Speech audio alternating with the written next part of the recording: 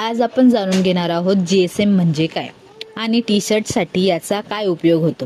GSM म्हणजे gram per square metre, म्हणजे एका चौरस मीटर फॅब्रिकचं वजन किती आहे हे सांगणारी एक मोजमाप पद्धत आहे। उदाहरणार्थ, जर एखाद्या कपड्याचा जीएसएम 160 आहे, म्हणजे 1 मीटर बाय 1 मीटर फॅब्रिकचं वजन 160 ग्रॅम आहे। टी शर्ट बनवण्यासाठी योग्य जीएसएम किती असतो?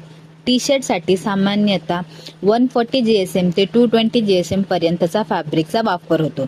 120 ते 140 जीएसएम चे टी शर्ट्स हे हलके आणि उन्हाळ्यात वापरण्यास योग्य असतात।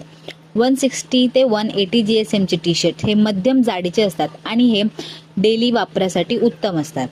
200 प्लस जीएसएम जे जाडसर आणि थंडीमध्ये वापरण्यास योग्य असतात किंवा ते हाय क्वालिटी टी शर्ट सुद्धा असतात। जीएसएम वाढल्याने कापड जाड आणि मजबूत होतं, पण त्याचबरोबर किंमतही वाढते। जीएसएम तपासल्याने आपल्याला काय फायदे होतात? टी शर्ट किती जाड किंवा पातळ आहे हे कळते, क्वालिटीचा अंदाज येतो, किंमतीचं आणि टिकाऊपणाचं योग्य मूल्यांकन करता येतं।